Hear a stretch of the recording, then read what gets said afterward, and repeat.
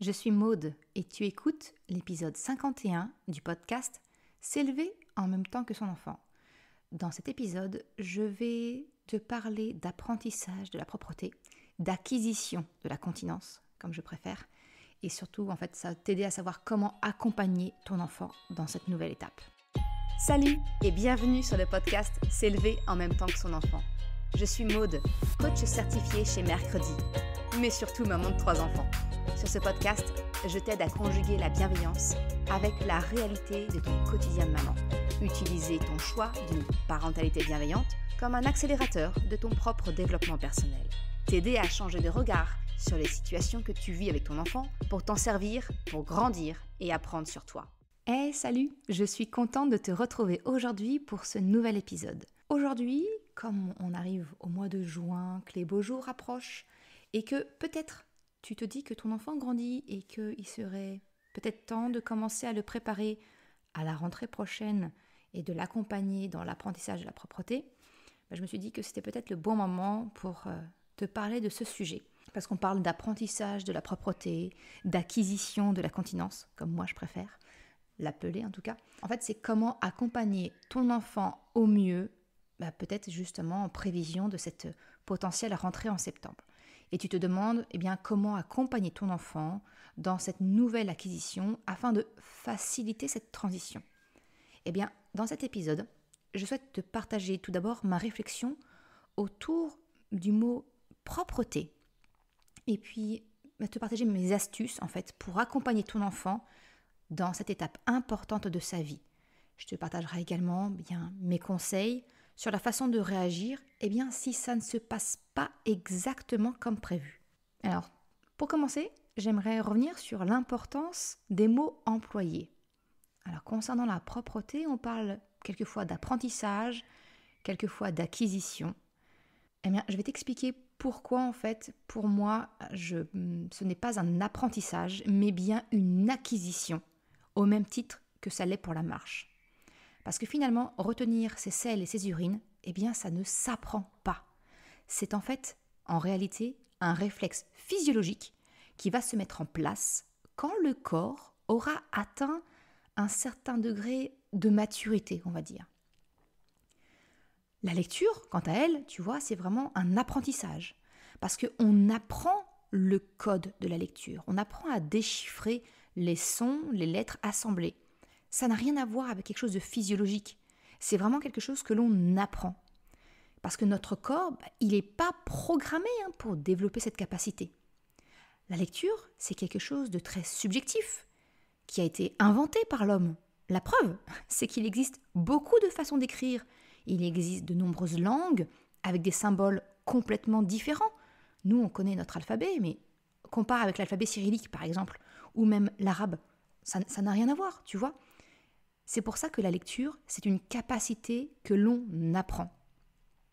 Au contraire de la propreté ou de la continence, comme je préfère le dire et je vais t'expliquer pourquoi, ça ne s'apprend pas.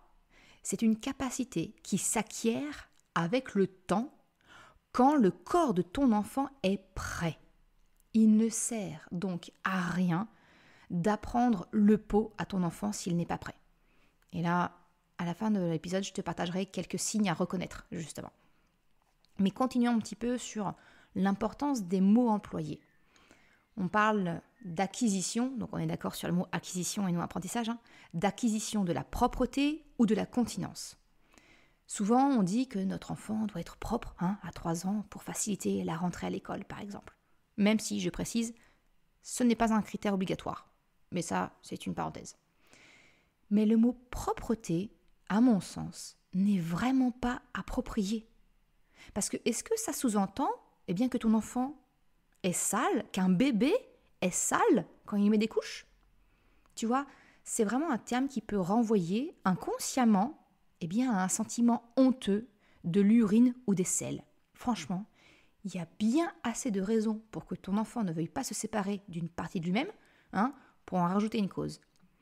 C'est quelquefois une difficulté à laquelle tu peux faire face.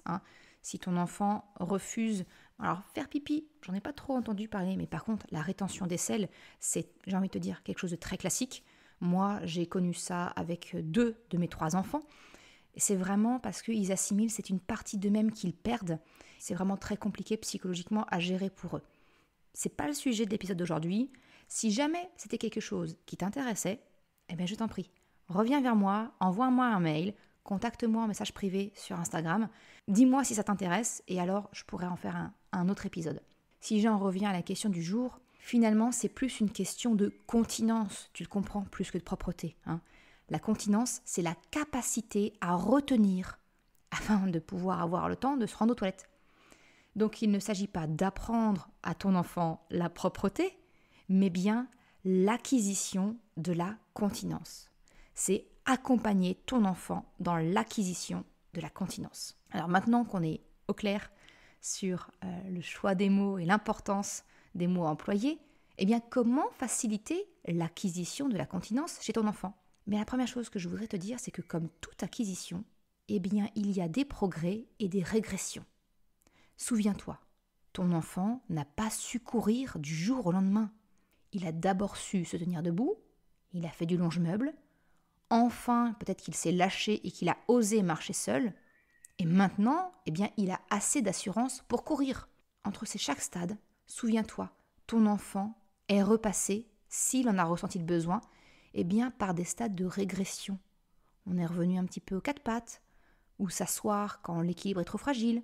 Pendant un court temps, il a continué de longer les meubles, alors qu'il avait déjà franchi le cap de lâcher et de marcher sans support. Tu vois, il y a une petite régression. Eh bien, tout cela, c'est dans le but de se rassurer et de conforter l'acquisition en cours. Eh bien, pour la continence, que ce soit les selles ou les urines, c'est la même chose. Les accidents vont disparaître, revenir, puis disparaître, pour peut-être revenir, etc. C'est une succession de réussites et d'échecs, comme toute acquisition, et c'est tout à fait normal.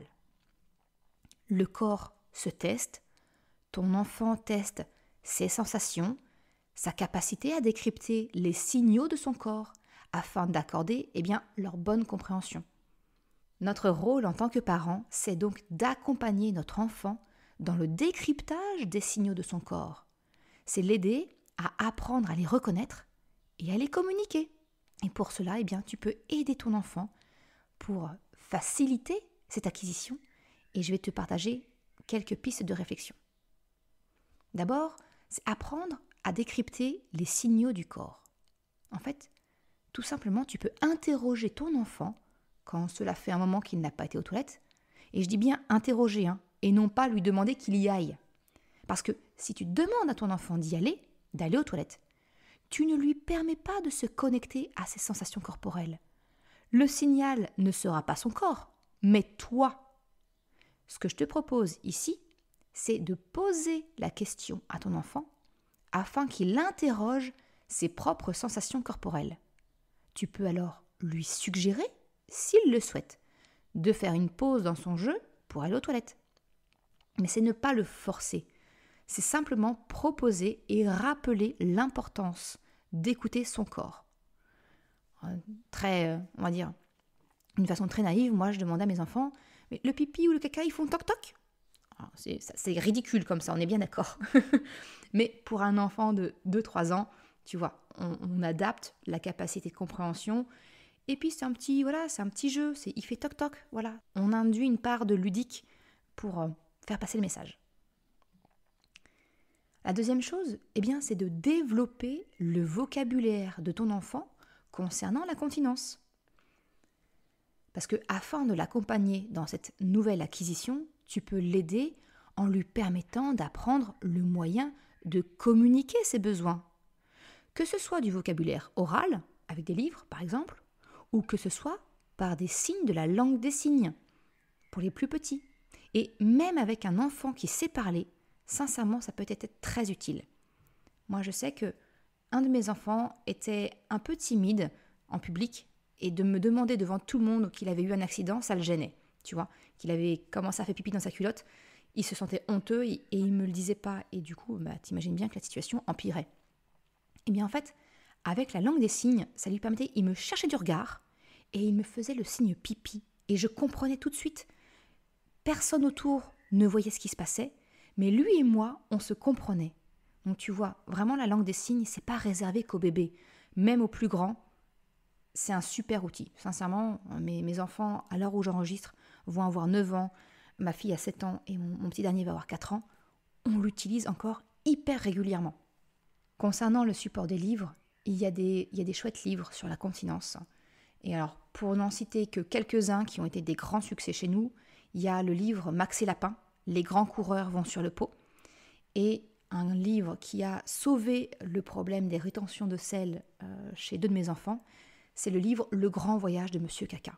C'était d'expliquer que Monsieur Caca avait sa propre histoire et que quand il sortait du corps, eh bien un nouveau réapparaissait. Et ça nous a permis de débloquer la situation.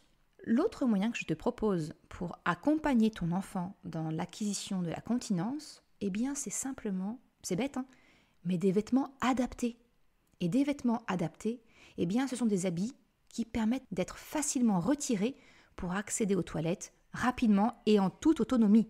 Tout ce qui est robe, les jeans, tu sais, les skinny là qui collent aux jambes, les salopettes, tout ça, c'est très joli.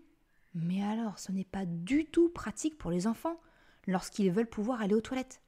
Et alors d'autant plus quand, entre 2-3 ans, on est dans cette phase d'autonomie poussée à l'extrême, quand ton enfant veut faire seul, c'est lui mettre des bâtons dans les roues.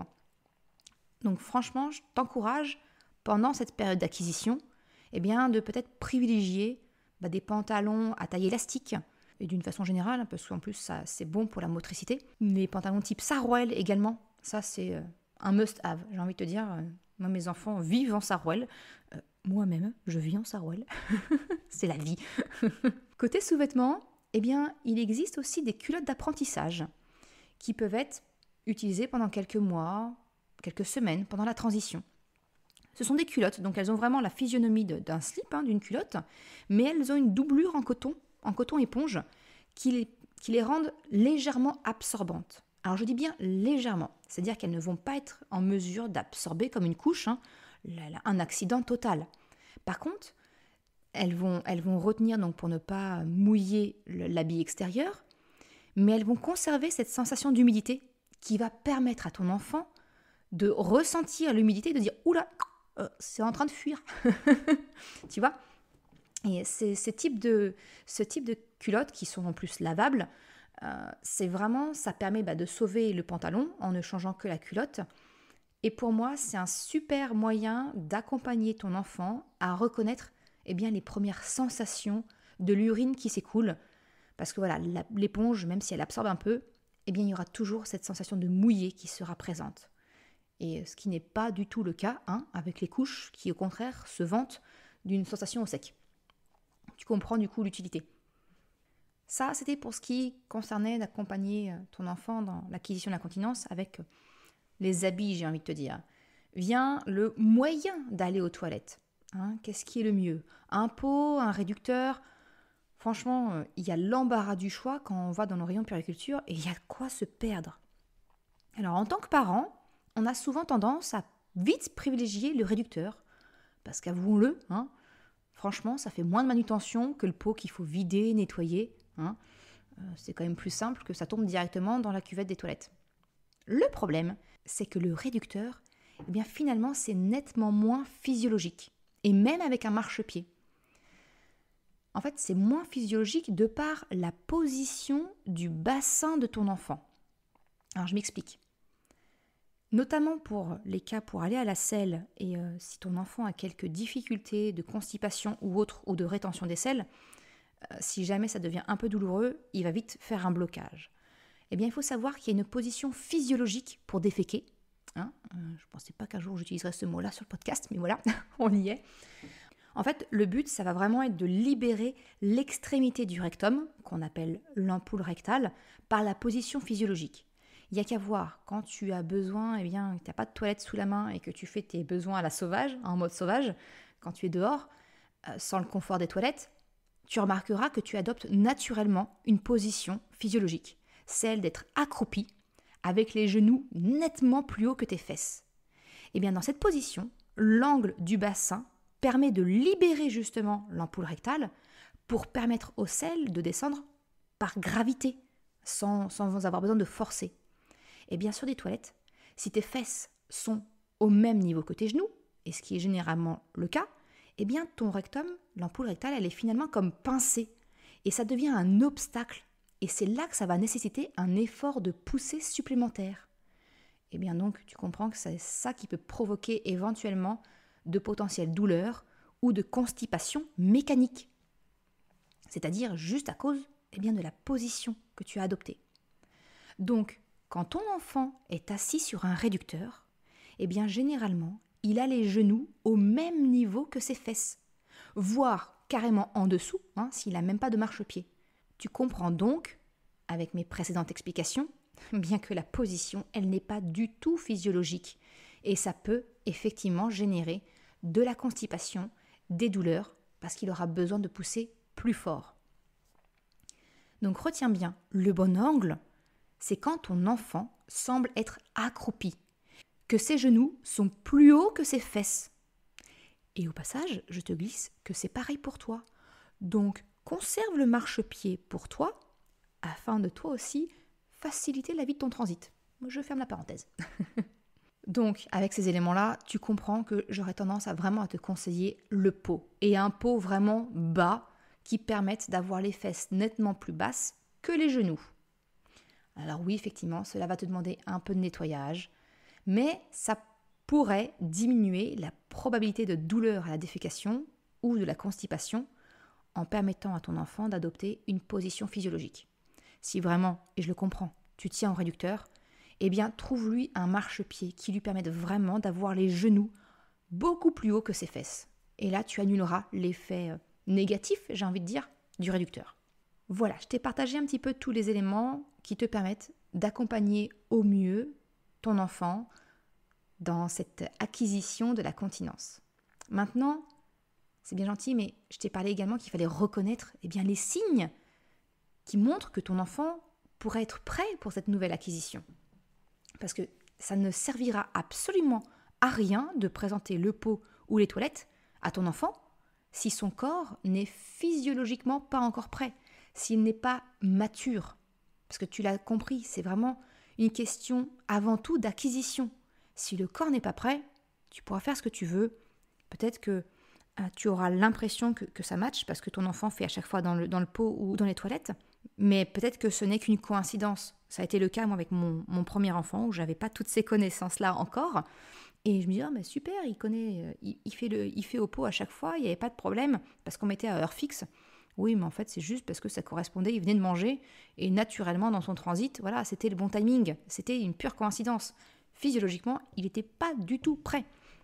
Donc ça peut être juste ça. Donc vraiment, fais attention aux signes chez ton enfant qui démontrent qu'effectivement, il a une maturité cérébrale, physiologique, qui montre que ton enfant est prêt à cette nouvelle acquisition. Il y a une illustration que Fanny Vella, une illustratrice que j'aime beaucoup, a faite et résume ces signes-là. Je te la mettrai en description. J'adore son travail. Tu sais bien, je t'en ai déjà parlé. J'adore ce qu'elle fait.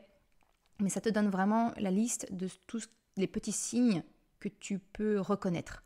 Le corps de ton enfant commencera à être prêt, entre guillemets, pour que tu l'accompagnes dans cette acquisition, quand il présentera certains signes comme le fait que ton enfant sait monter ou descendre seul des marches, que ce soit à quatre pattes ou debout.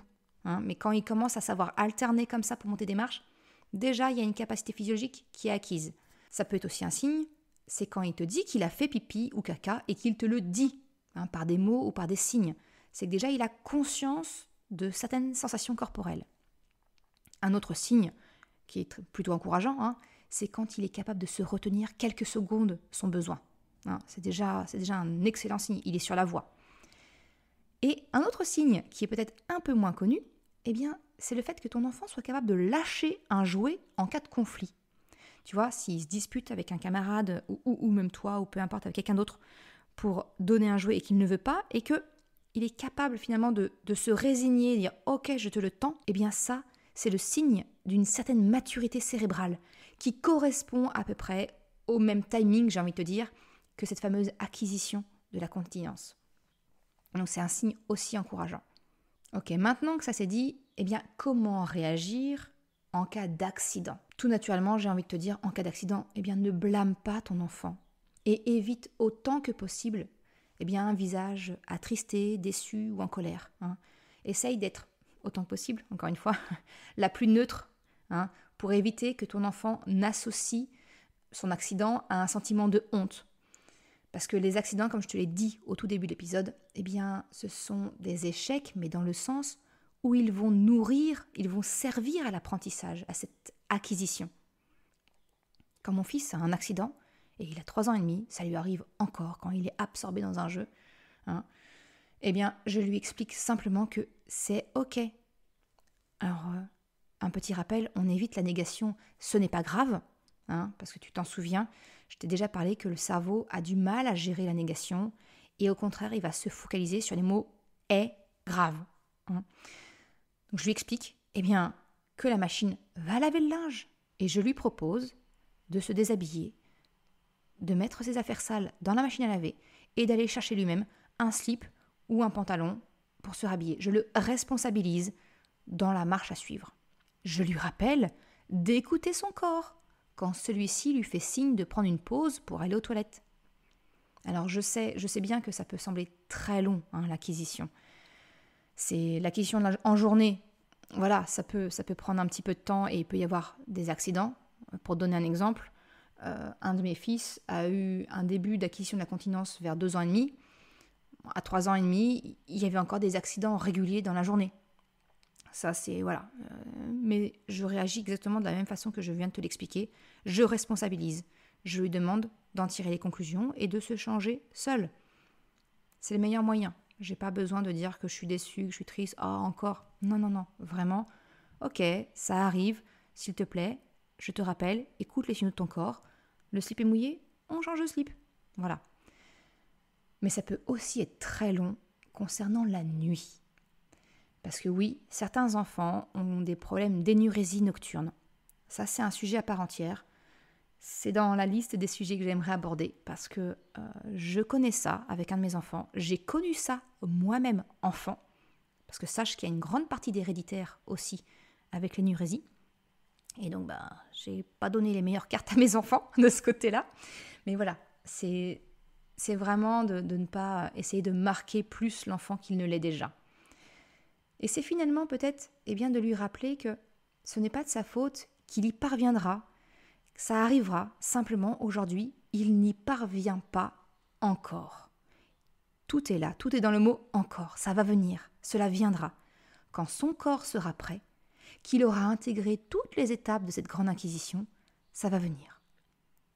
Alors pour terminer ce podcast, j'ai envie de te dire, fais confiance à ton enfant et montre-lui ta confiance. C'est ce qui est le plus important.